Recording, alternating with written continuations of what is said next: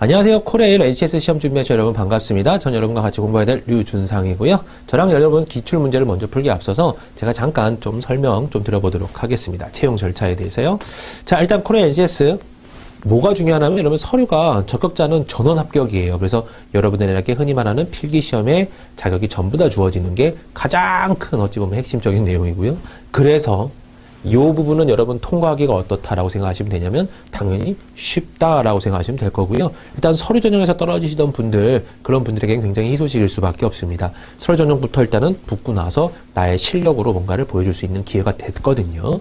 자, 그러면요 이제 어떻게 접근을 하나 보겠습니다. 저희는 일단 기출 분석을 할 거예요. 기출 분석을 먼저 해드리고요. 그래서 요런 문제가 등장합니다. 이제 이런 식으로 여러분 보여드릴 거고 문제를 좀 풀어드릴 겁니다. 풀어드리면서 여러분이 느끼셔야 되는 거는 오, 이런 문제들이 나오는구나 라는 그 맛을 보는 거를 좀 중요시하게 여기셔야 돼요. 그 다음에 이제 그 코레 NCS에서요 여러분 작년 하반기 때랑 상반기 때가 틀려요. 작년 상반기 하반기 좀 뒤에다 설명을 드리겠지만요. 일단은요 그 능력들이 수리 능력 파트, 문제 해결 능력 파트, 정보 능력 파트, 의사소통 능력 파트 이렇게 총 4가지 능력 파트가 나옵니다. 그럼 여러분은 여기를 전부 다 공부를 해주셔야 되는 거고요. 그를 통해서 그쵸. 일단 필기 합격해야죠. 네. 그 다음에 이제 면접이 남은 거죠. 여기까지가 여러분 일단 문제입니다. 그래서 여기까지를 공부를 하실 거고요. 제가 이제 그 작년에 봤었던 여러분 이제 그 코레일 시험에 대해서 좀 설명 좀 드려볼게요. 작년에 어떻게 나왔었냐면 작년 필기시험은 상반기 코레일과 하반기 코레일이 있는데요. 60문항에 80분, 60문항에 80분.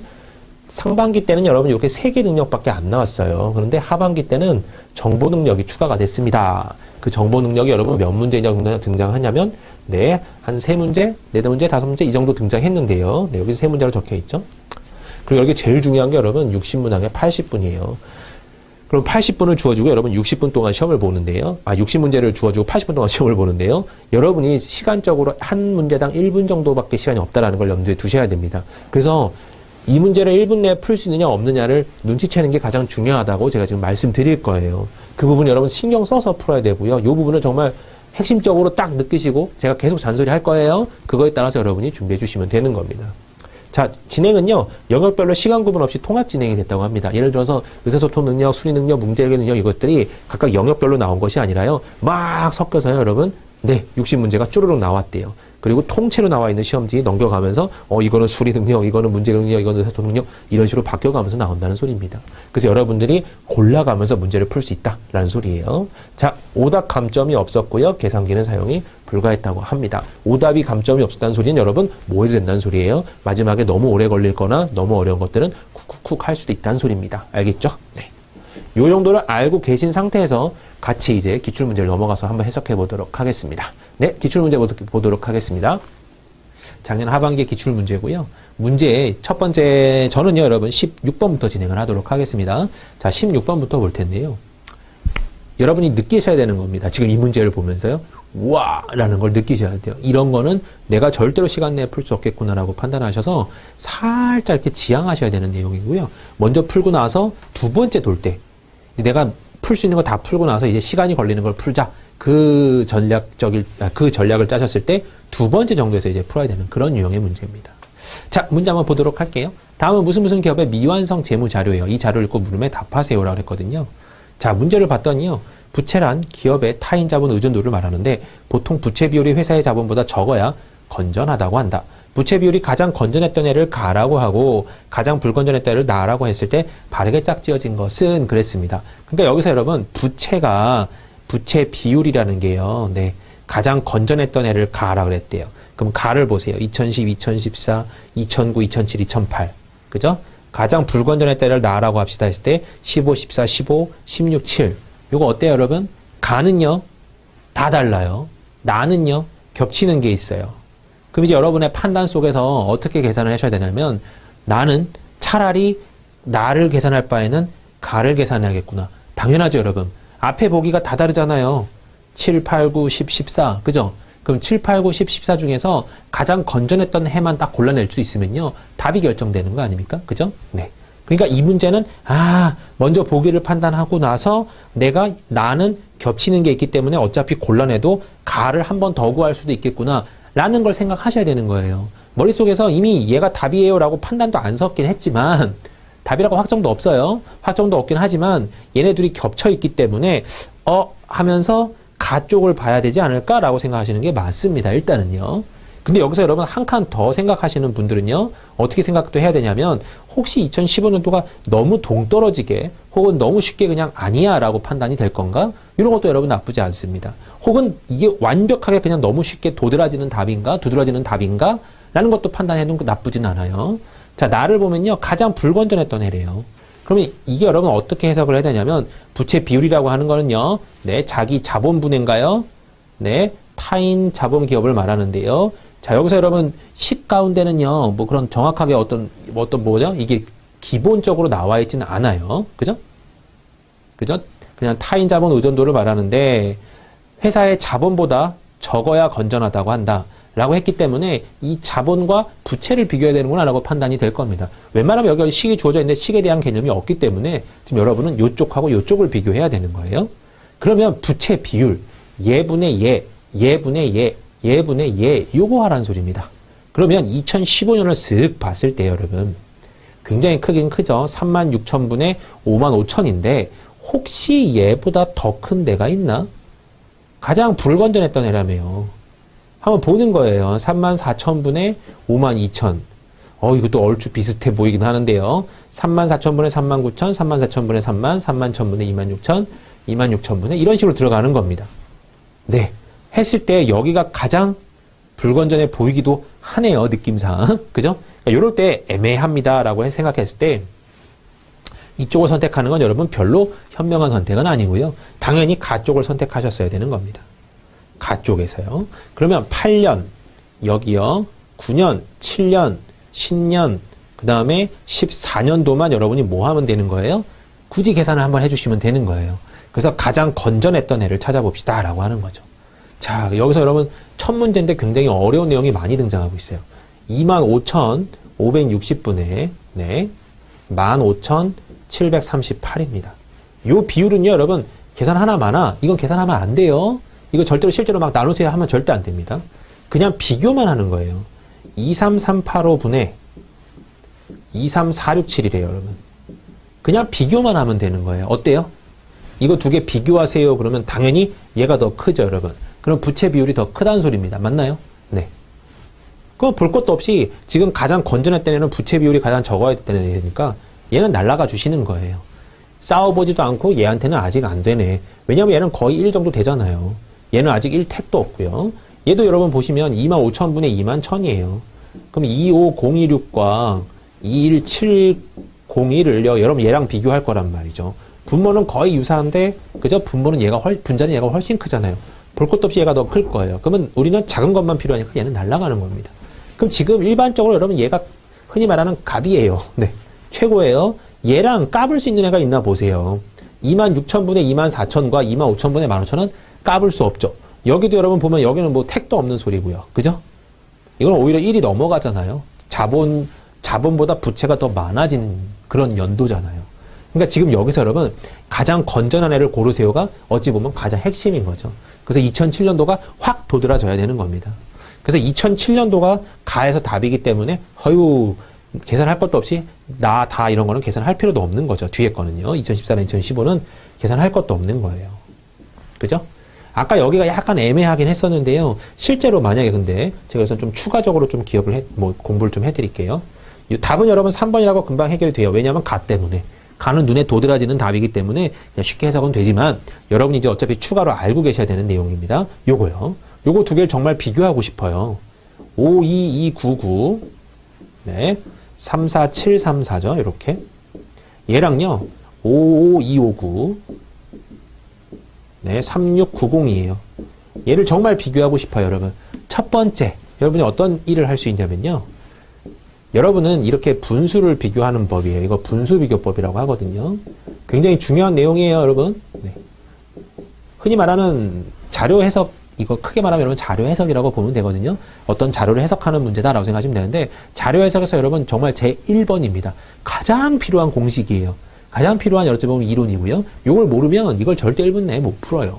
왜냐면 이런 거 비교하라고 하는데 이거 계산만 해도 여러분 1분 더 걸릴걸요. 그죠? 1분 내에 못 풀기 때문에 무조건 알아야 돼요. 분수 비교하는 건요. 첫 번째는요, 여러분, 이렇게 크로스로 흔히 말하는 곱을 해버리는 겁니다. 이렇게 곱. 이해되셨죠? 크로스에 곱이 나와요. 그러니까 곱으로 변환하는 방법이 있어요. 어떤 두 분수를 비교하세요 했을 때, 그죠? 곱으로 변환하는 방법이 있고요. 두 번째는요, 어림으로 계산하는 방법도 있습니다. 어림 계산이라고 하는데 이거는 가능할 때와 불가능할 때가 뭐 워낙 많아서요. 그러니까 이거 같은 경우는 만약 어림산으로 하세요. 그러면 3, 4분의 52 정도, 34분의 52 정도, 36분의 55 정도 이런 거 비교하세요 라는 소리일 수도 있어요. 네. 하지만 정확한 비교법으로는 지금 여기서는 애매한 문장이기 때문에 불가능할 거고요. 자, 세 번째가 이제 여러분한테 일단 실제적으로 나누는 거예요. 실제로 나누는데 자, 여러분 보시면 알겠지만요. 이거 나누세요 그랬을 때 이렇게 5, 2, 2, 9, 9 여기 3, 4, 7, 3, 4 하고 1. 뭐뭐뭐 나올 겁니다. 그때 전부 다 계산하지 말고요. 요 자리가 요 밑에 것도 비교하면서 나눌 거예요, 여러분. 1. 뭐 하는데 여기가 6이고 여기가 7이다. 그럼 벌써 끝난 거죠. 그러니까 처음에는 비교가 어렵지만 혹시나 소수점 두째 자리 정도 가버리면 셋째 자리 가버리면 넷째 자리 가버리면 쉬울 수도 있단 말이에요. 딱 도드라지게 또 차이가 날 수도 있단 말이에요. 두드러진다는 표현. 네. 그 상태에서 계산할 수도 있는 겁니다. 그래서 얘가 더 크네. 이렇게 판단할 수도 있는 문제예요. 그 다음에 이제 여러분한테 실제적으로 진짜로 법을 알려드리겠습니다. 분수비교법인데요. 어떻게 하는 거냐면 일반적으로 이렇게 가는 거예요. 2분의 1과 3분의 2가 있어요. 누가 더 크죠? 얘는 0.5고 얘는 0.666이에요. 이걸 어떻게 비교할 수 있냐면요. 여러분 이건 수학적으로 굉장히 쉬운 이론이긴 해요. 더한 게 1이 늘어났죠, 여러분? 여기도 더한 게 1이 늘어났죠? 그러면 얘를 잠깐 블라인드를 시키고요. 이렇게 없애버리고 요거를 여러분 대신 쓰는 거예요. 1분의 1 요렇게. 이해되셨어요? 그러면 1분의 1이랑 얘랑 비교하게 되는 겁니다. 얘는 잠깐 블라인드가 돼버려요. 이렇게. 그죠? 요렇게 잠깐 넌 사라져. 하고 가만히 있어 하고요. 얘 대신에 얘가 어찌 보면 얘랑 비교가 되는 대상이 돼버리는 겁니다. 그럼 2분의 1하고 1분의 1이니까 여러분 누가 더 크죠? 이쪽이 더 크죠? 그러니까 얘가 더 큰 거예요. 알겠나요? 요거 여러분 수학적인 이론이 조금 들어가요. 근데 수학적인 이론이 그렇게 어려운 이론은 아닌데 굳이 보여드릴 필요는 없고요. 여러분이 어차피 법만 알고 이제 응용만 하면 되기 때문에요. 조금 지저분한 거 13분의 11하고요. 한 15분의 12 정도 비교해볼까요? 애매하잖아요. 그런데 여러분 여기 몇이 늘어났죠? 2가 늘어났죠? 여기 몇이 늘어났죠? 1이 늘어났죠? 그러면 2분의 1이 늘어났단 말이에요. 2분의 1. 그러면 여러분 2분의 1과 얘랑 비교를 하는 거예요. 13분의 11은 여러분 13분의 6.5보다 크기 때문에 2분의 1보다 크거든요. 그럼 이게 더 크다라고 말하면 되는 겁니다. 실제로도요. 알겠나요? 그래서 이 두 녀석의 두 녀석의 흔히 말하는 더해진 양만큼을 여러분이 계산해 주시면 되는 거고요. 일반적으로 여러분 그 분수는요. 만약에 분자가 똑같아요. 분자가 똑같은데 분모가 이렇게 커졌어요. 누가 더 크죠, 그러면? 분모가 작은 쪽이 더 큰 거죠. 이거 어렵게 생각하실 건 아닌 것 같고요.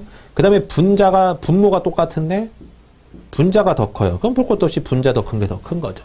그러니까 이런 것들은 여러분 굳이 제가 말씀 안 드려도 알 거기 때문에 지금 이상하게 둘 다 증가하고 있는 녀석들만 비교하려고 하는 겁니다. 지금 얘도 그러면 여러분 분수비교법을 해주면 자, 얘가 몇이 늘었죠, 여러분? 여기서 한 2000, 좀 어렵긴 하지만 2168이 늘었어요. 여기는 몇이 늘었죠? 한 3000 정도 늘었나요? 이거 52,300 정도로 볼게요. 그러면 한 2,900 정도 늘었네요. 2,168 정도 늘었고요. 여기서 2,300으로 봤으니까요. 2,900 정도 늘었습니다. 대략적으로 그냥 계산한 거예요. 대략적으로. 그럼 여러분 얘랑 비교할 거예요. 누가 더 커 보이나요? 21,000분의 2100분의 2900하고 얘랑 비교할 겁니다. 이럴 때 여러분 어림산이 굉장히 좋아요. 이거 앞에 거 35 혹은 34분의 52 정도로 볼까? 라고 본다면요. 여기도 21분의 29 정도로 봐도 돼요. 자, 얘는 확연히 티가 나는 애기 때문에 어림산 하셔도 됩니다. 몇이 늘었죠, 여러분? 이쪽 방향으로 13, 이쪽 방향으로 23이 늘었나요?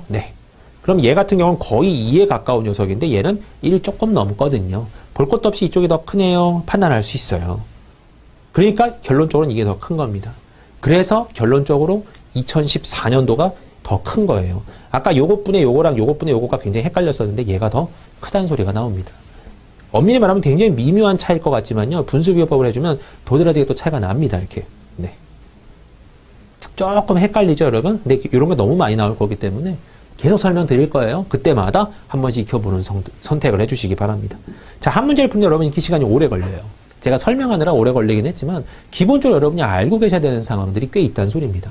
첫 번째 문제를 보자마자 어떤 계산하라는 문제구나. 그럼 일단 보기부터 확인해 볼까? 보기부터 확인을 해봤을 때 2010, 2008 가는 다 다르고 나는 같은 게 두 개나 있네. 혹시 나에서 2015년이 흔히 말하는 탁 튀어나오는 답인가? 하고 쓱 보는 거예요. 2015년하고 2014년이 여러분 비슷비슷했단 말이에요. 그러니까 이거는 여기서 구분짓기는 좀 그래요. 그러니까 얘는 확실히 알려면 내가 계산을 해야 되는구나. 너는 잠깐 없어져라. 하고 가쪽이 맞겠지라고 생각하면서 이제 7, 8, 9, 10, 14 중에서 내가 골라야지 건전할 때를 골라볼까 했는데 얘만 흔히 말하는 너무 티나게 1이 안 돼요. 너무 티나게 1이 안 되기 때문에 감사합니다 하고 처음 연도를 가져갈 수 있는 거죠. 그래서 답이 3번으로 금방 결론은 나올 겁니다. 이런 게 여러분 보기를 보면서 판단할 수 있는 그런 능력을 갖고 있는 사람들이 할 수 있는 일이에요. 처음부터 계산만 해야지라고 생각했던 접근했던 사람들은 절대 못 풉니다. 시간 내에. 알겠나요? 그리고 지금 제가 혹시라도 이쪽 것 갖고 계산을 해야 되는 그런 문제가 등장했더라면 여기서 나오는 그 분수비교법으로 여러분이 타다다닥 계산을 했었어야 되는 상황이에요. 이해되셨죠? 네. 아무튼 이거는 여러분 전반적으로 흔히 말하는 그 모든 개념이 빠삭하게 마스터되신 분들은 접근하실 수 있는 문제. 처음부터 그냥 이걸 완전 처음 보는 사람이에요. 처음 보는 사람이면 절대 접근 못 합니다, 여러분. 그냥, 그렇대나 보네. 그럼 이것분에 계산해야 된다는 소리네. 와, 대충 계산할 수 있어요, 여러분. 그럼 가장 작은 거는 구할 수 있고, 가장 큰 것 구하는데 좀 힘을 들 겁니다. 그죠? 가장 부채 비율이 컸을 때를 힘이 들 거고요. 그랬을 때 답을 골라가는 형태겠죠. 분명히 1분 넘어갈 수밖에 없어요. 그런 식으로 접근하는 문제가 아니었다라는 게 핵심입니다. 자, 다음 문제요. 다음은 무슨 기업의 미완성 재무 자료에 똑같은 내용이죠. 이 자료에 대시된 무슨 기업의 재무 자료를 바르게 해석하지 못한 사람이래요. 네. 자, 이 회사의 자산이 2011년에요. 자산이 전년도에 비해서 한 7천억 정도 증가했다. 맞는 말이죠, 여러분. 네. 부채 비율이 전년 대비 가장 크게 증가한 해는 2008년이네 그랬어요. 그럼 아까 위에서 했던 부채 비율 있잖아요. 가장 크게 증가하네. 그럼 여러분 어떻게 된다는 소리예요? 여기서 얘의 비율을 아까 구했어야 되고 얘의 비율을 구했어야 되고 얘도 구했어야 되고 전부 다 구했어야 되잖아요. 근데 흔히 말하는 어림 계산으로도 좀 할 수 있나요? 여긴 여러분 25분의 15 정도 꼴이라서요. 5분의 3 한 60% 정도 된다고 본다면 여기 같은 경우는 여러분 거의 100%까지 올랐어요. 40% 정도 올랐단 말이에요. 잠깐 좀 떨어졌죠? 25분의 21 정도 되니까 한 84% 정도, 26분의 23이니까 얘도 거의 90 몇 % 정도, 얘도 한 90% 정도, 90%는 좀 넘겠네요. 80% 정도 되겠네요. 한 80 몇 % 정도, 여기도 한 90%, 80 몇 %, 80대 후반 정도, 네, 여기는 드디어 100을 넘어갔죠? 한 110에서 120 사이 정도 될 거예요. 네. 여기도 꽤 늘어났습니다. 꽤 늘어났는데요. 아까 요걸 계산했었으면 참 편할 거라 했는데 어차피 비교법만 썼잖아요. 그럼 여기만 해도 여러분 어때요, 느낌이? 와, 이것도 꽤 흔히 말하는 세구나라는 느낌이 올 겁니다. 대략적으로 한 160 얼마 정도 될까요, 여러분? 그냥 비율만 살짝 구하면 되긴 하는데 3, 4분의 5, 2 정도라고 보면요. 네, 17분의 이거 20 몇인가요? 네, 6이죠? 1은 훨씬 넘고요. 그죠? 제가 대충 나눠볼게요, 여러분. 1 해주면요, 17이고요. 90이죠? 한 1.65? 네, 1.5 정도는 되겠죠. 그럼 여기도 한 150% 정도는 될 거예요. 그럼 여기도 한 40%, 여기도 한 40% 늘었단 말이에요. 그러니까 여기 부분이 살짝 애매한 겁니다. 그죠? 여기는 뭐 요거랑 비스무리할 것 같고요. 여기도 이거는 뭐 여기부터 좀 떨어질 것 같고요. 네. 그러니까 가장 많이 는 해를 구하세요. 그러면 여기랑 여기 부분이 여러분 조금 걸려요. 일반적으로 그냥 어림산으로 했을 때도요. 그럼 이거는 계산을 해야 되는 문제죠.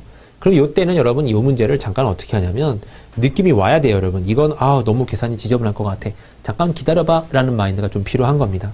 자, C는요. 10년간 평균 부채 비율은 90% 미만이야 그랬어요. 그럼 지금 여기 있는 거 여러분 이거 한 150, 네, 한 100, 뭐 2, 30 나올 것 같은데요. 네. 여기를 다 더했을 때 90% 미만이야라 그랬습니다. 그럼 상태를 보세요, 여러분. 90 밑으로 내려가는 거는요. 얘랑 얘 정도인데 얘도 거의 90대 가깝고 얘도 90대 가까워요. 근데 여기 뭐 150 막 올라간단 말이에요. 대충 계산해 봤어도. 그러면 이게 90 미만일까 과연? 여기 몇 개, 10개인가요? 네, 10년간 평균을 구해봤을 때 대충 봐도요, 여러분. 그냥 이 상태까지만 구해봤어도 이건 아닌 것 같은데라는 생각이 좀 들 거예요. 하지만 얘도 역시 계산이기 때문에 일단은 패스하는 겁니다. 패스. 네. 2016 기관의 자산 자본이 10년 중 가장 많았지만 그만큼 부채도 늘어났어 그랬어요. 2016년에 자산 자본이 가장 많았대요. 그것만 확인하세요. 가장 많은 거 맞고요. 부채도 가장 많죠? 네. 자본도 가장 많아요. 그만큼 부채도 늘어났어. 뭐 특별히 틀린 말 같지는 않죠, 여러분. 얘는요. 이 회사의 자산과 부채는 2009년부터 8년간 꾸준히 증가했어 그랬는데요. 자산하고 부채 여기 두 개가 다 꾸준히 증가했나 보라는 거예요. 2009년도부터요. 여기서 쭉 늘고 있죠. 여기서부터도 쭉 늘고 있죠. 그러니까 맞는 말. 네. 그럼 일단은 여러분 패스한 것 두 개 중에 답이 나온다는 소리죠. 그러니까 지금 여러분은 고민을 할 겁니다. 저처럼 이렇게 어림산을 했지 않았을 경우에는요, 여러분, 이 두 개 중에 고민을 할 거고요. 이 두 개 중에 답을 잡을 때, 그럼 부채 비율이 도대체 어느 정도 되는지를 내가 알아야 결론적으로 이거 90% 미만인 거 이것도 알아야 될 거 아니에요? 네. 그래서 지금부터는 아까 제가 했던 어림산을 거의 철저하게 다 쓰셨어야 될 거예요. 그래서 어림산을 쓰셨을 때 여기서 한 60% 정도 나올 것 같아.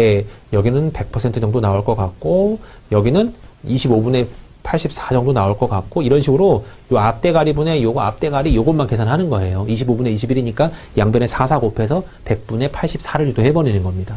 그래서 84%, 26분의 24인데 여러분, 요게 10%보다도 더 흔히 말하는 덜 없어졌거든요. 여기에 10%는 여러분 2600이죠. 2600을 여기다 빼세요. 그러면 24100 정도가 90%인데 24300 정도 되니까 얘는 90보다는 좀 넘겠구나. 이 정도 되겠구나라고 판단하면 되는 겁니다. 알겠나요? 네. 31000분의 26000 정도 되니까 얘도 31000에서 여러분 31을 빼면요. 28400인데 28400 정도가 90%고요. 한 칸 더 빼지면 80%인데 80% 조금 높아요. 그래서 대충 뭐, 네, 한 이 정도, 80 몇 % 정도. 얘는요, 거의 30 정도 빼줘야 이 정도 나오기 때문에 한 89 정도 나올 것 같아요. 88에서 89 정도. 여기서 요것도 여러분 넘어간 거 보면요, 110%가 넘을 겁니다. 그러니까 이런 식으로 전부 다 따져가는 거예요. 여기가 약간 애매해요, 여러분. 요 정도만 실제로 계산하셔도 뭐 나쁘진 않고요. 여기까지 만약에 실제로 계산했으면 여러분 그냥, 뭐랄까요? 그냥 시간은 좀 걸리지만 확정적으로 구할 수는 있어요. 근데 대략 34분의 52야. 그러면 여러분 17에 3배가 얼마죠? 51이잖아요. 그러면 얘를 한 51로 봐주고 얘가 17로 봤다면, 34로 봤다면 한 2분의 3 정도예요. 맞나요? 네, 2분의 3 정도니까 한 150% 정도는 넘겠네라고 판단할 수 있을 겁니다. 그죠? 네. 150%는 좀 넘을 거예요. 조금 넘을 거예요. 이것도 한 150% 정도 나올 것 같고요. 비슷하잖아요. 상태가. 여기 같은 경우는 조금, 뭐죠? 한 13,000 정도 들었으니까 130 정도? 네.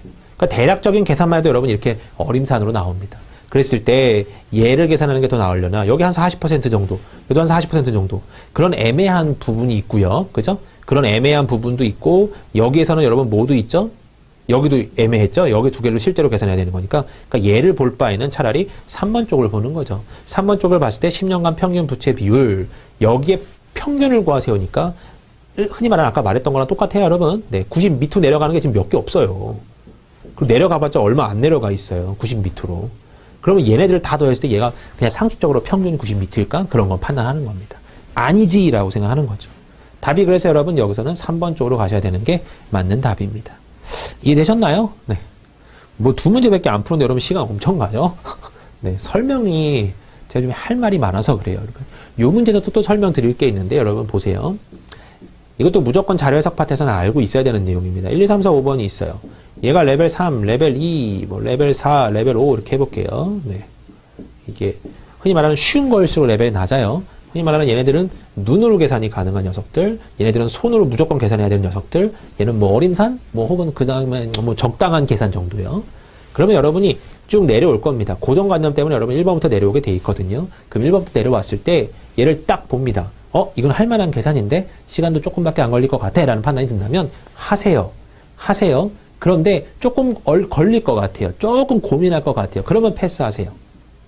그러니까 아리송한 문제 정도는 그냥 패스 먼저 해보는 겁니다. 하고요. 레벨 2짜리 쉬워요. 눈으로 볼 수 있어요. 뭐 증가하고 있습니까? 감소하고 있습니까? 그냥 이 정도 수준이고 얘네들이 더하면 평균이 얼마입니까? 이 정도 수준이에요. 굉장히 낮은 수준의 계산 문제. 그러면 여러분 얘는 푸세요. 풀어서 답이면 감사한 거죠. 1번 안 했으니까요. 그죠? 밑에 거 안 해도 되니까요. 근데 답이 아닐 경우가 많겠죠. 지나갑니다. 봤는데, 이건 내가 풀자니 절대 풀어서는 안 되는 문제 같아요. 레벨 5짜리가 등장했어요. 이걸 어떻게 풀어? 패스합니다. 패스가 여러분 2개가 돼도 상관이 없어요. 자, 4번도 보시면요. 이것도 계산합니다. 하려고 봤더니 레벨 4인데 얘보다는 좀 쉬워 보이지만 얘보다도 훨씬 어려워요. 그럼 얘도 패스하는 겁니다. 내가 이렇게 패스를 많이 해도 되나? 이런 불안감이 존재할 거예요. 왜냐하면 여러분은 이렇게 안 해봤기 때문이에요. 근데 이렇게 해본 사람들은 과감하게 그냥 패스할 수 있습니다. 이해되셨어요? 마지막에 레벨 5번을 봤는데 엄청 쉬워요. 2010년에 자산은 2016년에 부채보다 작다. 이런 게 나왔어요. 눈으로 한 번에 확 확인할 수 있는 거. 그래서 만약에 답이면 여러분 진짜 감사한 거죠. 다 안 봐도 됐었으니까요. 답이 아니어도 어쩔 수 없는 거지만요. 그럼 얘도 답이 아니었다고 가정해 볼게요. 최악의 경우를 예상하는 거예요. 그럼 여러분 이때 뭐부터 결정하죠? 패스했던 것 중에 당연히 3번부터 결정하는 겁니다. 3번 결정해봐서 답이면 아유 감사합니다. 그래도 이거 안 풀었네요. 답이 아닐 경우에는 드디어 최악의 수가 존재한 거죠. 이게 최악의 경우예요. 2개가 남았는데 방금 요것도 비슷해요, 여러분. 그나마 가장 힘들었던 2개가 결과적으로 남았던 거. 웬만하면 여기 1, 2, 4, 5번에서 결정이 됐으면 좋겠는데 지금 그런 상황이 아니었거든요. 얘도 비슷한 형태고요. 그럼 요거 중에 여러분 답을 결정해야 되는 상황인데 여기서 여러분이 볼 때 당연히 얘가 더 쉽죠, 얘보다는요. 그럼 얘를 계산하는 거예요. 얘가 답이면 그래도 감사합니다. 얘는 계산 안 했잖아요. 얘가 답이 아니어도 감사합니다. 얘는 계산 안 해도 답이잖아요. 이렇게. 알겠나요? 그러면 여러분 보세요. 여기 1, 2, 3, 4, 5번 중에서 레벨이 다 나눠져 있다고 가정했을 때 가장 여러분이 고민했던 문제는 3번일 거예요. 레벨 5짜리니까. 그런데 절대로 계산 안 했던 문제는 또 몇 번인가요? 3번이에요. 그게 여러분 뭘까요? 여러분의 가장 고민 덩어리였던 3번이 여러분이 아예 손도 안 대고 구할 수 있는 문제가 돼버렸어요. 그러니까 가장 어려운 보기는 여러분이 절대로 안 풀어도 된다. 라는 걸 알고 계셔야 돼요. 어떤 문제든지 간에요. 가장 어려운 보기 하나는 여러분이 안 풀어도 돼요. 여러분이 생각할 때 만약에 여기서는 이게 가장 어려웠었어요. 그러면 여러분은 이 문제를 결과적으로 끝까지 보세요. 끝까지 안 풀었단 말이에요. 그리고 답을 고를 수 있다는 소리입니다. 그러니까 이런 마인드를 갖고 있는 사람들은요. 지나가요. 너무 어렵네 보기. 넘어가. 어렵네. 넘어가. 이렇게 자유로워요. 그리고 정해봤는데 아우 안 되겠다 이거는 포기해버리면 되는 거고 접근해야지 그러면 다시 방금 이 방법 선택하시면 되는 거고요. 어쨌든 간에 여러분 이 패스가 빨라야 돼요. 1번 다 풀고 아니네. 2번 아니네. 3번 그 답이었어. 이 시간 하고요. 1번, 2번, 4번, 5번 넘어와서 좀 고생은 했지만 이 시간 하고 여러분 비교해보면요. 가장 어려운 계산은 확실히 오래 걸려요. 확실히 오래 걸리고 여기까지 구한다고 해서 얘도 맞는지 틀린지 또 고민을 막 합니다. 그러면서 여기까지 해석해 봐야 되나 별 생각을 다 하실 거예요. 일반적인 분들은요. 근데 여러분들은 절대로 모든 문제 가운데 가장 어려운 보기 하나는 내가 안 풀어도 된다라는 사실을 꼭 인지하시고 여러분 문제를 풀어주셔야 되는 겁니다. 알겠나요? 네, 다음 문제 또 넘어가서 해석해 보겠습니다. 자, 18번 문제고요. A씨는 아내, 2 자녀와 함께 왕복 KTX 타고 서울에서 부산으로 여행을 다녀오려고 하고 있어요. 제시된 자료를 읽고 예상되는 A가족의 총 KTX 비용은 얼마입니까? 그랬네요. 아들은 만 6세, 딸은 만 3세. 딸이 서울에서 부산으로 내려갈 때는 아빠 무릎에 앉아서 가고 부산에서 서울로 올 땐 좌석을 지정해서 갑니다. 라고 나와 있고요. 자, KTX 구간별 요금표는 59,800원이래요. 딱 느낌이 여러분 계산해야 되는 거 나올 것 같아요. 그러면 어차피 여러분 보세요. 59,800원 대략 6만원 정도로 생각하시면 되죠. 그리고요. 답안지를 살짝 봤을 때 혹시 이 200원 차이 때문에 답이 많이 크게 차이가 날 것인지에 대한 고민은 조금 하시면 됩니다. 근데 여러분 만약에 요 정도 1, 2, 3번 정도가 답이었다 그러면 그 200원이 굉장히 큰 차이가 있긴 하고요. 네. 자 보니까요. 만 4세 미만은 25%만 받겠다는 소리고 4세에서 6세는 50%만 받겠다는 소리예요. 그리고 4세 미만의 경우는 별도로 표를 구매하지 않고도 보호자와 함께 동승할 수도 있다고 하네요. 그러니까 내려갈 때는 딸 3세짜리는 앉혀서 그냥 가면 되고 그냥 얘 불편해. 그럼 자리를 마련해 주면 되는 상황이고요. 그죠? 네. 이렇게 개념이 됩니다. 자, 왔다 갔다 했대요, 여러분. 그러면 왔다 갔다 할 때 흔히 말하는 부모는요. 부모는 왕복 총 4장의 티켓을 사야 되겠죠? 왔다 갔다요. 그 다음에 요 6살짜리 아들은요. 왔다 갔다 50%씩 받을 거니까 결국 아들은 한 장이 필요한 겁니다. 그리고요. 딸은요. 올라올 때만 0.25장이 필요해요. 4분의 1장이라고 표현하는 게 맞죠? 25%를 받을 거니까요. 그럼 결국 요거 계산하면 된다는 소리네요. 그죠? 그러면 5장, 5.25장. 분수로 바꿔주면요, 여러분, 4분의 20이니까 21입니다. 4분의 21장이죠. 4분의 21장에다가 59,800원을 계산하면 되는 거예요. 맞나요? 네. 59,800원. 이렇게 계산하시는 게 여러분 가장 빠른 계산일 겁니다. 이것도 여러분 6만원으로 그냥 계산을 해버리면요. 혹시나, 네. 요렇게 계산하실 수도 있나요, 여러분? 6만 빼기 200원. 이렇게. 그럼 여러분 계산이 굉장히, 네. 깔끔해지죠. 4를 먼저 나누세요, 여기다가. 그럼 얘는 15,000원이 되고요. 얘는 4로 나눴으니까 50원이 됩니다. 그죠? 네. 그러면 이렇게 계산하면 돼요. 2만 21에다가 여러분 15,000원을 곱할 거예요. 자, 5일은 5, 5, 20, 21, 315, 000이 나올 거고요. 그 다음에 50원 곱하기 21원이니까요. 네. 0510. 1,050원을 여기서 빼면 돼요. 그러니까 31만 5천원에서 네, 1,050원을 빼면 되는 겁니다. 그러면 31만 3,950원 이렇게 나오겠죠. 네. 답은 그래서 여러분 1번 형태 될 겁니다. 어떻게든 간에 여러분 문제는 풀 수 있는 문제예요. 하지만 계산을 좀 빨리 하기 위해서 통찰력을 갖고 갔다 왔다까지 어차피 다 계산할 거니까 굳이 개개인별로 계산할 필요는 없고요. 그죠? 통째로 다 합쳐서 이런 개념으로 가는 게 좀 더 나을 겁니다. 아들을 여러분 이렇게 보는 게 어찌 보면 좀 핵심일 수도 있어요. 네. 이걸 뭐 반 나눠서 29,900원이니 뭐 이렇게 식으로 계산했으면 여러분 큰일 납니다. 네. 다음 문제 넘어가서 해석해보죠. 자, 무슨 했잖아요. 사내체육대회에서 팀을 이뤄 축구 경기를 할 예정이래요. 해놓고 어쩌고저쩌고 나왔네요. 총 16팀, 4개 조, 리그전을 하고 그 다음에 토너먼트를 한대요. 여기서 여러분 좀 중요한 사실이 결정이 될 겁니다. 축구 좋아하시는 분들이나 흔히 말하는 이런 거 게임 좋아하시는 분들이 같은 경우는 무슨 내용인지 따다닥 알아요. 근데 흔히 말하는 이쪽에 관심이 없어요. 이쪽을 잘 몰라요. 했던 분들은 완전히 또 그냥 무의 상태에서 접근을 해야 되는 겁니다. 그게 여러분 굉장한 차이가 있어요. 여기 보면요, 여러분 리그와 토너먼트가 도대체 뭔지 정도를 알고 계신 분들이라면 토너먼트 탑 보는 거예요. 여기도 다 다르죠? 다 다르죠? 그럼 여러분이 빠른 걸 선택하면 되는 거예요. 어느 쪽이 편할까? 그럼 여러분 리그전은요, 여기서 4팀 중에 모두 다 붙는다. 이걸 여러분 저희가 고등학교 때 이렇게 배웠었거든요.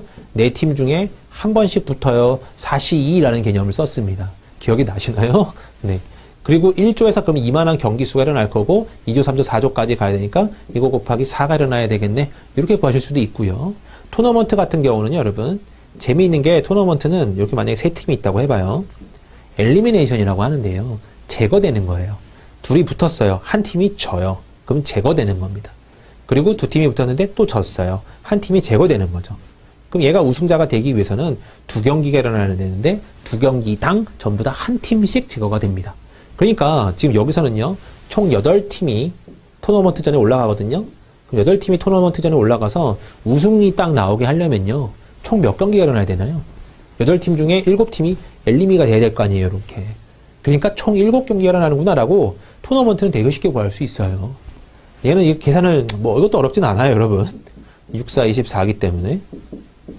이것도 어렵진 않지만, 일단 토너먼트를 느낌을 딱 갖고 있는 분이라면, 한 번에 한 10초 정도면 될걸요? 아마 이 문제는요, 여러분? 감이 있으면요. 10초 정도면 되는 문제예요. 근데 여기서 여러분 시간을 엄청나게 소비하고 있으면 어마어마한 시간 낭비라는 소리죠. 그러니까 애초에 나올 때부터요. 여러분이 지금 이 문제를 겪었으니까 혹시라도 좀 어려웠거나 몰랐던 분들이라도요. 내가 어차피 미래를 위해서 지금 약간 하나를 더 채워놔야지라는 생각을 갖고 리그와 토너먼트를 구분 좀 지어주고요. 리그는 계산할 때 어떻게 해야 되는가? 조합으로 푸는구나. 4팀 중에 한 팀씩, 그러니까 2팀이 붙을 거니까요. 악수하는 경우랑 똑같아요. 그걸 4C2라고 표현하는 거죠. 네. 토너먼트는 아까 제가 말씀드렸지만 하나씩 지워지는구나. 요거 한번 예상해 보시면 돼요. 8팀이 이렇게 주어져 있고요. 네. 이렇게 붙을 거 아니에요? 네. 자, 빨리 그리면 이렇게 될 겁니다. 자, 이렇게 붙어서 결국 우승팀이 하나 나오게 되어 있어요. 그러면 경기 한 번당 하나씩 지워지는 거예요. 경기 2번째 1명, 경기 3번째 1명, 경기 4번째 경기 1명, 경기 5번째 1명이 지워지고, 경기 6번째 여기죠? 여기 또 1명이 지워지는 겁니다. 그럼 마지막으로 얘네들이 결승에 붙었는데 또 1명이 지워지면서 7번째 경기만에 7팀이 사사사삭 지워지게 되는 겁니다. 그래야 우승자가 1명, 안 지워지는 사람이 한 명 남을 거 아니에요. 이렇게. 이해되셨나요? 토너먼트는 요거까지 기억을 좀 해주시면 문제 푸는데 굉장한 도움이 될 거예요. 자, 그 다음 문제 넘어가서 해석을 해보죠. 자, 어떤 회사의 총무팀, 행정팀, 국내 영업팀, 해외 영업팀, 홍보팀, 자재팀 6팀이요. 다음과 그림과 같이 복도를 사이에 두고 6개 방을 하나 사용하고 있어요. 주어진 조건을 읽고 추리에 통해서 확실히 옳은 사실을 고르면 그랬거든요. 이런 문제 여러분 많이 나옵니다. 네. 많이 나올 거고요. 여러분 감사합니다 하고 접근하시면 돼요. 문제 해결 능력 파트의 거의 뭐 아주 쉬운 유형 중에 하나고요. 추리에 대한 내용입니다. 그러니까 조건을 갖고 여러분이 확인하면 되는 거예요. 행정팀 사무실의 옆방은 국내 영업팀의 사무실이래요. 그러면 행정팀 같은 경우는요. 네, 행정은 국내 영업팀의 어찌 보면 왼쪽, 오른쪽 뭔지 몰라요. 국내가 이렇게 돼 있던지, 그죠? 국내 영업팀과 행정팀은 이렇게 붙어 있던지 둘 중 하나입니다. 그리고 얘네들이 여기 위에 있을지 아래에 있을지도 모르고요. 아무튼 경우의 수는 많아요. 행정팀 사무실의 건너편에는 해외 영업팀이 사용한대요. 그럼 여기 이쪽에는 해외가 사용하고요. 이게 해외가 일로 올 수도 있는 거예요. 이쪽에도 역시나 해외가 올 수 있는 거고요. 거꾸로 일로도 올 수 있는 겁니다. 자재팀 사무실의 옆방의 복도 건너편은 총무팀 사무실이래요. 그럼 여러분 요 경우 한번 예를 들어볼까요? 얘네들이 요 세 개가 4, 5, 2에 들어올 수도 있고요. 5, 6, 3에도 들어올 수 있어요. 근데 요거요. 자재팀 사무실의 옆방의 복도 건너편. 여기가 자재실이었다면 자재팀이었다면 옆방의 복도 건너편. 이렇게 대각선인 겁니다. 대각선이 총무팀입니다. 라는 소리예요. 그럼 지금 요 상태라면요, 여러분. 그냥 이 상태였다면, 자, 어딘지 모르지만, 여기에 옆방의 건너편. 그죠? 자, 경우의 수가 꽤 돼요. 요 한 경우만 봐도요, 여러분. 자, 요거는 표를 한번 그려볼게요. 네. 자, 이렇게 대충, 표 하나 대충 그리고요. 그림은 대충 이해하시기 바랍니다. 네. 자, 이렇게 그려져 있고요. 자, 여기에 흔히 말하는 국, 여기 행, 여기 해외가 있었다면요. 뭐가 된다는 소리죠? 자재팀은 여기도 올 수 있어요. 그리고 이쪽 건너팀이 총무가 될 수 있는 겁니다. 그리고 유일하게 하나 남아있던 홍보팀도 올 수 있는 거고요. 그죠? 요 경우도 분명히 등장할 수 있고요. 요런 스타일로, 네. 또 올 수 있는 게 여기가 자재부가 될 수도 있죠, 여러분. 이 그림에서도요, 똑같이 여기가 자재팀이 될 수도 있고, 그럼 옆집의 건너팀, 여기가 총무가 될 수도 있는 겁니다. 그죠? 그러면 여기 국, 행, 해가요, 여기 세 개를 차지했을 때는 여러분 요 그림밖에 안 나오네요. 혹시 그럼 얘네가 요쪽 중간으로 왔을 때도요, 네. 자, 네모를 그릴게요. 그 다음에, 네. 그 다음에, 요렇게. 네, 이렇게 그렸다고 가정할게요. 자, 보면요. 여기 국, 행, 해가요. 이번엔 여기 왔어요. 국, 행, 해. 이렇게 오면요, 여러분, 뭐가 안 되나요? 자재팀과 총무팀의 자리가 없어요, 여러분. 그죠? 한 칸 옆에 건너뛰어서 대각선 두 개를 차지해야 되는데, 그죠? 없어요. 그럼 요 경우는 그림이, 아이쿠야, 안 나오는구나. 라고 판단하면 되는 겁니다. 그럼 일단 국, 행, 해가 여러분 요 상태였을 때는 요렇게 차지해야 되는 거고요. 요 녀석일 때는 여러분, 또 네모를 또 그려보죠. 네. 네. 제가 헛짓을 하나 했어요. 네. 자, 그려보고요. 그 다음에 요렇게. 네, 요렇게. 자, 해보죠. 이번에는 국, 행, 해가요. 여기에요. 국내, 행정, 해외가 여러분, 제가 지금 이거를, 국내를 이쪽에 섰군요. 여러분 지금 제가 이거 똑같은 경우라고 지금 생각한 거잖아요. 죄송합니다. 여기만 살짝 바꿀게요. 여기를 행정이라고 잡고요. 국내가 이쪽에 있을 때죠. 네. 큰일 날 뻔했어요. 아무튼 이거랑 다른 경우가 등장했을 텐데 똑같은 경우가 등장해서 뭐 했나 했습니다. 아무튼 이렇게 등장했다면요. 행정과 이 경우도 있겠네요. 행정과 해외가 이렇게 돼 있고요. 자재팀과 총무팀이 자와 총이 여기 여러분 대각선으로 올 수도 있는 거죠. 혹은 여기 총이 올 수도 있고 여기 자가 올 수도 있는 겁니다. 그죠? 어차피 그럼 여기는 홍보팀이 될 수밖에 없고요. 또 다른 경우로 여러분 이거랑 비슷한 유사한 경우겠지만요. 얘네 세 개가 일로 넘어갔어요. 그냥 네모 안 치고 할게요. 해랑 행이랑 국내가 이렇게 돼 있어요. 네. 여기에 해, 행, 국 이렇게 나와 있다고 합니다. 그러면 또 자랑 총, 자재팀과 총무팀이 또 올 수 있는 자리가 없어요. 그럼 결과적으로 여러분 이거 네 가지밖에 경우가 없네요. 이 네 가지 경우에 통해서 확실히 옳은 걸 고르세요 그랬거든요. 그럼 여기서 골라보는 겁니다. 총무팀과 국내 영업팀은 옆방이다 그랬어요. 그럼 여기 나올 수 있는 게요. 총무팀과 국내 영업팀은 옆방일 수도 있지만 마주보는 방일 수도 있어요. 그렇다는 소리 여러분 이게 확실히 옳다라고 말할 수 있나요? 그렇진 않죠. 네. 아닌 경우가 하나도 등장하면 여러분 아닌 거예요. 총무팀은 해외대표가 총무팀 사이에 있다 그랬는데요. 총무팀은 한쪽 구석탱이에 처박혀 있을 수도 있어요. 아닌 거죠. 행정팀과 홍보팀은 맨 끝방이다 그랬는데요. 행정팀과 홍보팀은 맨 끝방이 일단 여기서는 맞아요. 여기도요. 행정팀과 홍보팀은 맨 끝방이 맞아요. 이 모든 네 가지 경우도 다 맞기 때문에 얘는 맞는 말인 겁니다. 홍보팀과 자재팀은 복도를 사이로 두고 서로 마주보고 있다. 그럴 수도 있고 아닐 수도 있어요. 그러니까 아닌 거고요. 자재팀은 중앙에 있는 방이다. 네. 여기 있으면 중앙에 있지 않죠? 아닌 경우가 있습니다. 답이 그래서 여러분 3번으로 쉽게 해석이 되는 겁니다. 이해되셨죠? 네. 그 다음 문제 풀어보도록 하죠. 꽤 어려운 문제예요. 그리고 꽤 중요한 문제이기도 하고요. 꽤 수학적인 문제이기도 합니다. 한번 문제 보도록 할게요. 자, 다음은 2000에서 2009년에 A국의 수출입액 현황을 나타낸 자료예요. 이에 대한 설명은 옳지 않은 것은 그랬거든요. 자, 무역 규모는 수출액 더하기 수입액, 역수지는 수출액 빼기 수입액 이렇게 나와 있습니다. 자, 그럼 1번부터 해석을 할 거예요.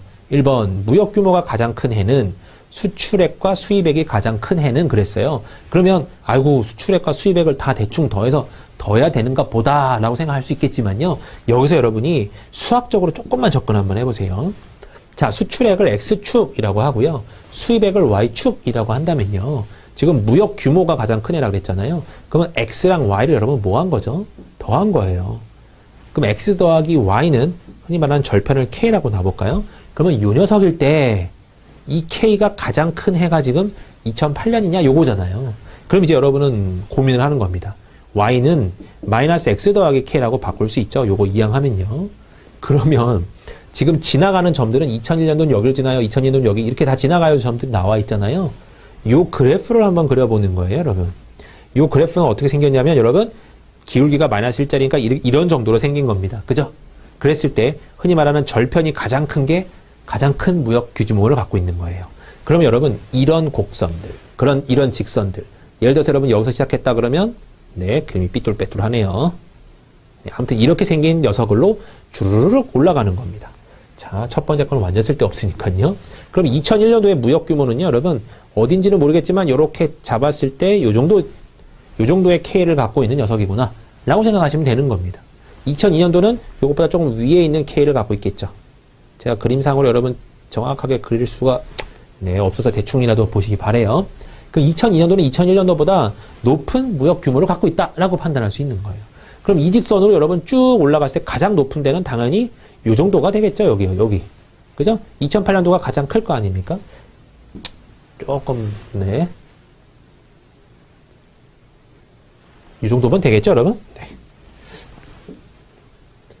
조금 내려볼게요. 네, 됐습니다. 대충. 네. 그럼 2008년도에 어찌 보면 저쪽까지 가는 저기에 있는 절편이 가장 클 겁니다. 그래서 이런 면으로 보시면 무역 규모 가장 큰 해는 2008년도입니다라고 눈치를 팍 칠 수 있는 거예요. 대신에 그건 어디까지나 수학적인 어떤 내용이 좀 들어가야 되고요. 아니면 여러분 하나씩 다 대충 계산해서 더해야 되는데 그래도 이쯤이 될 거야 라고 판단하고 이쯤에서 막 더하기를 할 텐데 고민이 될 겁니다. 정확하게 얼마지? 이런 거 좀 고민이 될 거예요. 근데 이런 직선으로 왔다 갔다 한다고 생각하면 가장 높이 있는 직선이 가장 절편으로 높은 값을 가질 수밖에 없기 때문에 얘가 가장 클 거야 라는 해석을 하는 겁니다. 이해가 되셨나요? 네. 그 다음은요, 가장 작은 애를 구하세요 그랬거든요. 그럼 가장 작은 애는 가장 낮을 때니까 방금 여기서 봤지만 여러분 2000년도가 가장 작았죠. 그럼 요거 여러분 맞는 말이네요. 네. 옳은 말이에요. 그 다음에요, 수출액 대비 수입액의 비율이라고 합니다. 그러면 또다시 수학으로 한번 접근해 볼까요? 굉장히 수학이 많이 나오죠, 여러분. 네. 자, 어떻게 접근하냐면 수출액 대비 수입액의 비율이에요. 그러면 수출액이 여러분 어디로 내려가면 돼요? 네, 분모로 내려가면 되죠? 네. 수출액 대비 수입액의 비율입니다. 요거 구하라는 소리예요. 그럼 얘가 K입니다 라고 했을 때 Y는 이게 가장 큰 걸 구하라는 거예요. KX거든요. 여러분 이거는 원점을 지나는 직선의 방정식입니다. 그죠? 원점을 지나는 직선의 방정식이기 때문에 K, 여기서 한마디로 뭘 의미하나요? 네, 기울기를 의미하죠. 그럼 지금 거는 기울기가 가장 큰 직선을 찾으라는 소리예요. 원점에서 시작해서 여기 좀 지울게요, 여러분. 여기를 기준으로 해서요. 원점을 시작을 해서 기울기가 가장 큰 직선을 찾으라는 소리입니다. 여러분. 가장 큰 직선은 그러면 어디죠, 여러분? 여기 2003년도죠. 그 밑에 것들은요, 여러분, 원점을 시작했을 때 기울기가 여러분 좀 작아요. 이렇게. 이해되셨어요? 네. 점을 잘 못 찍었는데 아무튼 비슷하게 본다면 이렇게 될 겁니다. 그럼 기울기가 가장 낮은 점은 여러분 얘랑인데 약간 애매하네요. 네. 2007인지 2001인지는 애매하지만 가장 클 때는 가장 기울기가 컸던 2003년도입니다. 라고 해석을 할 수 있는 겁니다. 그래야 여러분 문제를 풀 수 있어요. 이해되셨어요? 네. 애매한 건 여러분이 어떻게 해요? 애매한 거는. 그러니까 항상 이런 식으로 수학적 접근도 필요하다는 걸 염두에 두시기 바래요. 이 문제 여러분 조금 어려울 겁니다. 왜냐면 수학이 마구마구 나오거든요. 자, 그 다음에 무역수지 적자폭이 가장 큰 해는 2003년이며 그랬습니다. 적자폭이 가장 큰 해래요, 여러분. 그럼 이것도 여러분 수학으로 접근할 수 있나요? 적자폭. 뭐에서 뭘 빼는 거죠, 여러분? 네, X에서 Y를 빼는 거죠. 이것의 폭이 가장 큰 해. 이퀄 그러면 K예요, 여러분. 맞나요? 네. 그럼 요게 적자폭이 가장 큰 해고요. 흑자폭이 가장 큰 해는 2007년도이다. 자, 여기서 여러분 보면요. 이 K는 지금 요게 많을 때는 흑자고요. 요게 적을 때는, 그러니까 Y보다 적을 때는 이게 적자예요. 그러니까 결국 이 그림에 대한 해석이고요. 이걸 여러분 뭐라 그러냐면 그냥, 네, 역수지라고 표현하는 게 맞죠? 수출액에서 수입액을 뺀 거니까요. 그러면 요 개념을 자꾸 해석을 해보면 넘어갑니다. Y는 X 빼기 K가 나올 거예요. 이렇게. 그러면 기본적으로요. K가 크다 그러면 수출액이 많다. K가 음수다 그러면 수입액이 많다라는 소리고요. 그러면 음수일 때 가장 큰 해는 2003년이고 플러스일 때 가장 큰 해는 2007년입니다. 요 소리거든요. 그럼 이 직선을 그려봤을 때 얘는 여러분 직선이 기울기가 일자리 직선이에요. 얘랑 평행한 직선이라는 소리입니다. 그럼 얘랑 평행한 직선을 통해서 가장 높을 때 요때죠? 네. 가장 낮을 때 대충 이렇게 잡을 수 있겠죠? 뭐 굳이 그냥 대충 평행하다고 봐주세요. 네. 가장 이걸로 왔다 갔다 했을 때 더하기 값으로 가장 클 때가 결론적으로는 네. 여기서 이게 넘어가고 이게 넘어갔기 때문에 얘가 더하기 값이다. 그러면 수출액에서 몇을 뺐을 때 수입액이다. 요때가 여러분 뭐겠죠? 네. 애매한가요, 이거 여러분? 이게 부호가 바뀌어서 조금 애매하긴 해요. 확실한 거는 근데 2007하고 2003이 어쨌든 양 끝이라는 것만 알면 되겠죠? 그랬을 때 여러분이 판단해 보세요. 적자폭, 수입액이 높은 때잖아요, 이때는. 그러니까 적자폭이 가장 큰 해는 2003년도가 맞고요. 흑자폭, 가장 수출액이 많았던 때는 2007년도니까 그건 2007년도입니다. 라고 맞다고 표현할 수 있는 겁니다. 그러니까 기본적으로 여러분 수학은 들어가 있어요. 네. 자, 그 다음에 2001년 이후 전년 대비 무역 규모가 감소한 해는 수출액도 감소하였다 그랬는데요. 자, 2001년 이후에요. 2001년 이후에 전년 대비 무역 규모가 감소한 해. 무역 규모는 여러분 수출액 더하기 수입액이었죠. 그 아까 요직선을 말했습니다. 요직선. 요직선이 감소한 해가 있었나요? 2001년 이후에는요. 네. 2008이 가장 높았는데 2009가 그나마 줄어들었죠. 2001, 2002, 2003, 2004, 2005, 2006, 2007, 2008이 많이 늘었고 2009가 줄어들었잖아요. 유일한 해예요. 그럼 2009년도를 말하는 겁니다. 그럼 무역 규모가 감소한 해는 2009년도예요. 수출액도 감소하였다 그랬는데요. 지금 보면요. 수출액은 2008년도에 요만큼인데 2009년도에는 요만큼이잖아요. 2009년도에 수출액은 늘었거든요. 그러니까 여기 여러분 틀린 말이 되겠네요. 네, 수출액이 가장 큰 해는 2007년도이고 수출액이 가장 큰 해는 여러분 이런 직선으로 봤을 때 가장 큰 해는 2007이 맞죠? 수입액이 가장 큰 해는 2008. 요 개념으로 봤을 때 가장 높은 해는 2008이 맞습니다. 역시 얘도 맞고요. 옳지 않은 것 고르세요. 4번 이렇게 되는 겁니다. 이해되셨죠? 네. 그럼 이런 문제 여러분 어때요? 접근할 때? 굉장히 어렵죠. 근데 이런 문제가 한 두세 문제 붙어있는 문제다 그러면 할만한데 한 문제 딱 단독으로 나왔다 그러면 꽤나 어려운 문제일 겁니다. 그러니까 이런 개념까지 여러분 빠삭하게 알고 계셔야 1분이나 1, 2분 사이에 풀 수 있는 거고요. 이거는 제가 볼 때 첫 번째로 도전하면 안 되는 문제고 한번 넘어간 후에 쉬운 거 다 풀고 돌아와서 풀어야 되는 유형 중에 하나입니다. 네. 자, 그 다음 문제요. 마지막 네, 문제를 한번 풀어볼게요. 자, 김철수 씨는요, 근무하고 있는 무슨 역 둘레에 경계를 표시하는 말뚝이 몇 개 박혀 있대요. 근데 그 개수가 95개에서 110개 사이인 걸 알고 있고요. 말뚝에 페인트를 칠하기로 했는데 3개마다 칠했더니 한 바퀴 돌면 칠해 온대요. 그렇다는 소리는 말뚝의 개수가 여러분 몇의 배수란 소리예요? 네, 3의 배수란 소리입니다. 그러니까 3, 6, 9, 12, 15, 18, 21, 24 만약에 27개라고 해봐요. 그럼 27번째 이렇게 색칠했다는 소리예요. 그럼 한 바퀴 돌아왔습니다. 이 소리고요. 그죠? 3개씩 칠하면 둘레를 한 바퀴 돌면, 그럼 여기서부터 칠했다고 가정하면, 여기를 칠하고 갈게요. 여기를 칠하고 갔다고 가정하면요. 3의 배수여야지 딱 이때 도착하는 거고요.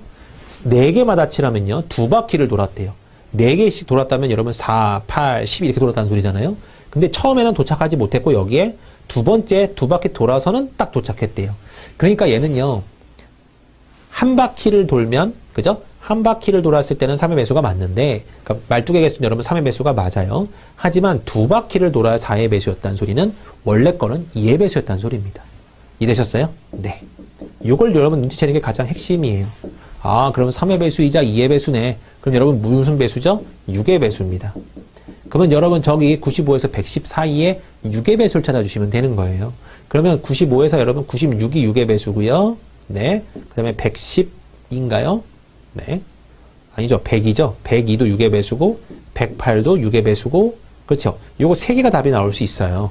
그런데 뭐가 답이 되면 안 되냐면요. 봤지만 지금 4개마다 칠하면 한 바퀴째는 해석이 안 되잖아요. 그렇다는 소리는 4의 배수는 아니었다는 소리입니다. not 4의 배수. 그죠? 그러니까 여기서 여러분 얘는 4의 배수, 얘는 4의 배수거든요. 그러니까 4의 배수는 아니면서 2의 배수이면서 3의 배수인 거, 6의 배수인 거 102가 되는 거겠죠. 그래서 102개라고 뭐랄까요? 결정을 짓는 게 맞고요. 102개이기 때문에 3개씩마다 색칠했다고 했으니까 나눠주면 여러분 34개가 색칠되었을 겁니다. 라는 해석을 하는 겁니다. 요렇게. 알겠나요? 네. 그러니까 요런 식의 문제가 그나마 1분 내외로 풀 수 있는 또 유일한 또 많은 또 그런 유형의 문제들이죠. 응용 계산이라고 하는데요. 응용 수리만큼 여러분이 좀 빨리 풀 수 있는 문제가 많지 않기 때문에 이런 문제들은 무조건 접근하셔서 1분 내에 해석을 하려고 노력을 많이 하셔야 되는 겁니다. 이 문제는 조금 뭐랄까요? 네, 개념이 좀 있긴 했어요. 이렇게 생각해 주시면 되고요. 네, 다음 문제부터는요. 다음 시간에 계속 이어서 한번 풀어보도록 하겠습니다. 네, 여러분 굉장히 수고하셨습니다. 감사합니다.